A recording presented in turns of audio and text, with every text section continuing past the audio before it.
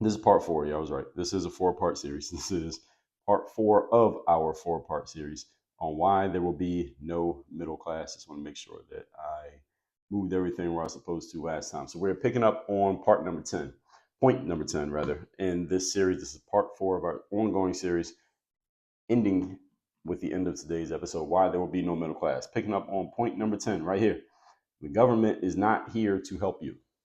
Now, ostensibly, the government is here to help you. I mean, if you let the people who are in the government tell it, they will tell you that they are here to help you and that they are trying to help you and that their aim is to help you. And I believe that those who work in the government, because the government is not a person, the government is a collection of people, but those who work in the government, I do believe that they have your best interests at heart, and they are trying to do things to help you do better, feel better, live better, et cetera, et cetera. I believe that people in the government, many people who work in the government, maybe not everybody, but I believe that many people who work in the government do have that belief, and they do show up to work every day with that in mind.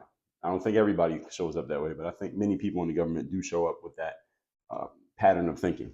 However, the government, we can't just go off of people's intentions. We got to go off the outcomes of their actions. And outcomes of the actions of the United States government is that it does not help you. And based on what we already know through the first three parts of the series, the government is not really equipped to help you. And anytime it has tried to help us, it has fumbled the bag. This is why you don't want the government involved in everything I'm telling you here, that there will be no middle class. The government is one of the main reasons why there will be no middle class. And therefore, you don't want the government trying to help you if you find yourself facing this squeeze. I already told you what to do.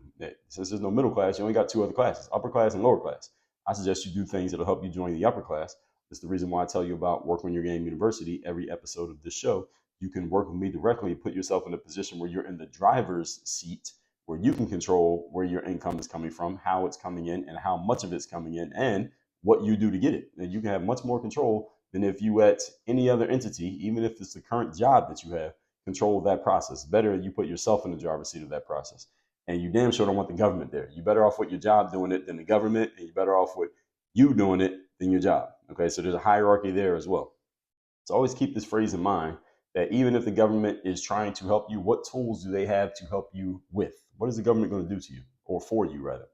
Government doesn't have money. We already know that. They're $35 trillion in debt. And they only print money through the Federal Reserve, which only makes your money worth less. Even when they're giving it to you, the dollar is going down in value every day, even when they give you dollars.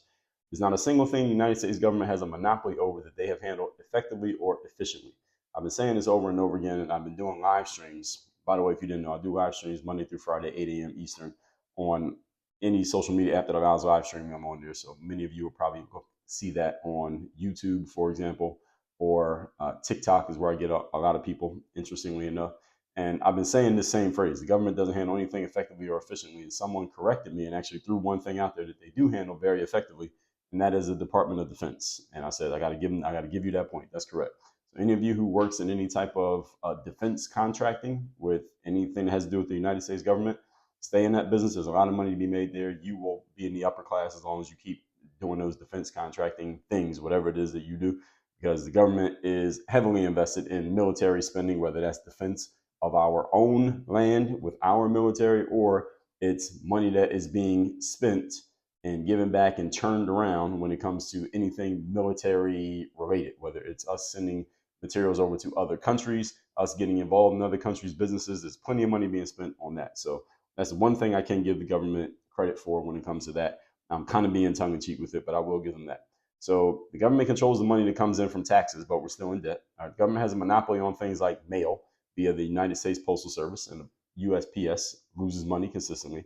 So imagine having a complete monopoly over an industry and you're still not making money with it. Maybe you're in the wrong industry, or maybe there's some bad management going on. I think there is money to be made in the mail industry.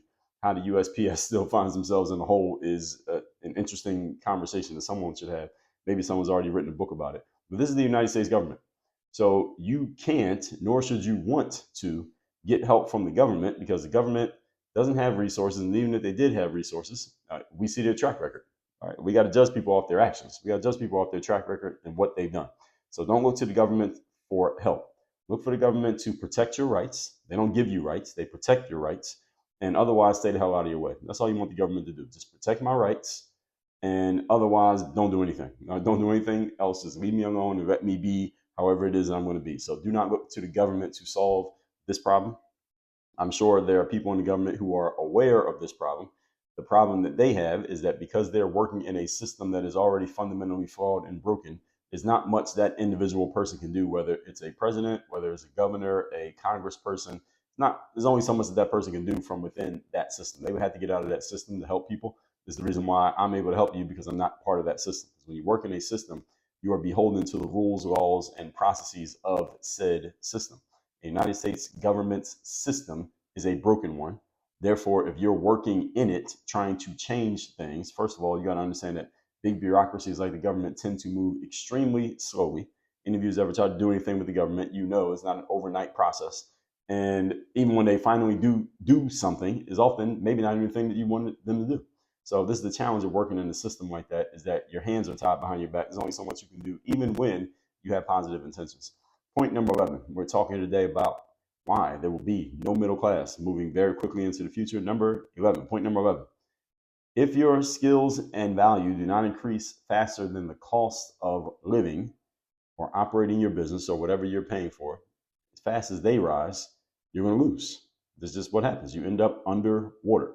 So the cost of living is rising. We already know this. We know this via inflation, and you don't even have to understand the concept of inflation to understand that what it costs you to go to the movies, or it costs you for a pair of sneakers, or it costs you to get a Happy Meal at McDonald's when you were 10 years old is not the same cost that it is now if you're 30, 40, or 50 years old. We can see the prices slowly going up. So the cost of living life has increased. We all can agree with this. And I think we all can generally assume that the cost of living life will continue to increase. And you probably want to hope that it does, because if the cost of living life starts to go down, that usually means that there's some type of recession or depression happening in the marketplace. And even though costs go down, well, your money's probably going down with it. That's one of the reasons why there's a recession or depression in the marketplace. So I would suggest, instead of hoping that costs go down, because they're probably not going to, instead put yourself on the other side of the equation, to where these rising costs actually make you more money because you're one of the sellers, not just one of the purchasers. Right? That's what you want to do. So this is all about reframing the way you look at the situation. So many people frame a situation and look at it from the negative side, and you focus so much on the negative that you basically manifest the very thing that you're trying to avoid. I'm saying instead that you want to focus on the positive side and the things that you actually want. So instead of saying costs are very high, I hope costs go down, they're not going to go down. I'm going to predict the future and tell you the costs are not going to go down unless we face a serious calamity here in America, in which you're going to have bigger problems than how much things cost. Trust me. And assuming that that doesn't happen, and you should be hoping that doesn't happen, costs are going to go up. You just want to make more money. Now, isn't it more fun to focus on making more money than it is focusing on hoping prices go down? That's just a question I'm asking. Any of you have anything right now in your life that you want to buy, but right now you don't have the financial resources to buy it? I mean, you might have it, but it wouldn't make sense to buy it with all other things you're financially responsible. Anybody have anything that fits that description? I do. I got a bunch of things. I will take note of things like, yeah, I want to buy that. I want to buy that. I want to sign up for this. We're going to get on this software over here. And it's not like I go buy them immediately when I see them. Sometimes I do, but many times I don't. I'll take a note and say, all right, we're going to do that. We're going to do this. We're going to do this, but don't do it right there in the moment. And I don't look at that and say, I hope the price of, for example, I was looking at this software that I'm going to sign up for, and it has a price. And you can pay by the month. And you know, with a lot of software, you can pay by the month, or you can pay by the year. And if you pay the yearly cost for the software, usually they give you some kind of discount. You save on a couple months or a few dollars worth if you pay for the year up front. I prefer paying for the year up front when I'm paying for things that are monthly charges, because then I don't have to think about or even log the costs every month. Every month I got to write down that I spent $79 on the software. I'd rather just pay whatever that would be for a year. Let's say I pay $450. Rather pay it once per year. I only have to note it one time in my accounting, and then I'll have to think about it ever again, or make sure that whatever card got updated and change credit cards, card didn't work, and you got to put a new card in every month. I'd rather just take care of all of it at once.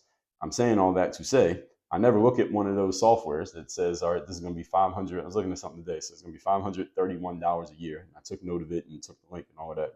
We're going to get on it. I didn't say, I wonder if I wait a couple months, maybe the price is going to go down. That price ain't going down. That price is going to be $531, or it's going to go higher. It's not going to go down. It's going to go up, if anything. I am saying to myself, if I had an issue with paying that price, I would say to myself, instead of hope the price goes down, I would say, well, how do I make more money so I can take care of that? All right, that's what I'm asking myself. So just asking yourself a different question, folks. Asking yourself a different question leads your mind to a different way of thinking. That's what I mean when I say reframing. You just reframe, you take the same situation, just put it into a different frame, it changes everything. Everyone understand what I'm saying? So if you're planning a picnic outside and it rains outside, you may have a negative frame about that because it ruins your picnic. But if you're a farmer whose crops have been dying of thirst because there's been a drought for several weeks and it rains outside, you're extremely happy because now it means you're going to have some healthy crops and you can sell your crops and you can make some money. So the reframing of the situation takes a similar circumstance and puts it into a different light, which leads you and enables you to look at it in a different way. Good news is you are completely in control of how you frame things. So we touched on this whole thing about your value has to go up and your value in the marketplace must go up as prices go up. You must be continually getting better, and you have to be doing it faster than the cost of life is increasing, because the cost of life is going to keep going up whether you get better or not. So those of you who are stagnating right now and you're not getting better and you're not improving in what you offer to the marketplace, and the marketplace could be you as an entrepreneur, it could be you as an athlete, it could be you as an OnlyFans person, it could be you as an employee working at your company, whoever you work for, you could you as an independent freelance salesperson, whatever. You must always be getting better, because if you're stagnating and costs keep going up and you're staying in the same spot, well, what happens? You lose. It's like standing still on a treadmill, then turning on the treadmill and letting the conveyor belt start moving, but you just stand still. All right, what's going to happen? The treadmill is going to throw you off. It's the same thing with you all who are not getting better. This is the reason why we have Work on Your Game University. This is the reason why I work with people like you directly to help them build their businesses, expand their businesses, get their minds in the right place before we do any of those things. And also, we do all of the above at the same time. Getting your mind in the right place and keeping it there, working on what you're doing business-wise, working on your strategies and systems and the way you're thinking about and looking at your problems and reframing them properly so that you are equipped to deal with them, and then actually getting things done, getting them implemented, and getting them out the door, what we call shipping, getting things out the door so that the marketplace can engage with it so you can actually make some return on investment for your efforts. That's what I help people with in the university. So if you haven't joined yet or taken a look at what we're doing, go over to workonyourgameuniversity.com. You can see a lot of social proof of people who we are and have been working with, and you can take your next step over there. So if you're not doing this, getting better, you'll be swallowed up by everything that I've shared so far in this series. Simple as that. And that means you must provide more value. What I mean by getting better, provide more value than what you're currently bringing. Always looking to increase the value that you bring. So this is not a one-time thing. It's an ongoing thing. How can I add more value? How can I add more value? Always asking yourself that. And look for more ways to generate return on investment from more either what you're doing now or other things that you are not doing right now. So that might mean getting into a new industry. Maybe it means changing jobs or changing careers, period, because you can change jobs in the same career. But when you change careers, you're going from being an electrician to being a nurse or something like that, or being a nurse to being an electrician. That's a complete change in career, as opposed to you could work at one hospital as a nurse, then move to another hospital. You're still a nurse, same career, just different job. And it definitely means optimizing it. Actually, back up. It may mean starting a business, or maybe starting a new business if you already have a business. Maybe looking for ways to expand what your current business is offering. And it definitely means optimizing whatever you're already doing, if and when you have them. So if you have a business, you want to optimize that. You have a career, you want to optimize the way that you're doing things. You should always be looking for ways to give more value to the marketplace, which positions you to receive more value in exchange. If I give more value, I'm probably going to get more value back. The very simple equation is one that you should be thinking about literally every single day, because the cost of your life is going up every single day, even if you don't always notice it. It's always happening because the Federal Reserve, along with the government, is always printing and putting more money into circulation. So every time they do that, your dollar is worth less, which means you need to have more of them to keep yourself not only afloat, but way above the fray of everything that we're talking about here in this series. Point number 12, talking today, or we're on part number 4 of our 4-part series, why there will be no middle class. Number 12, here's the end game of everything that I'm saying.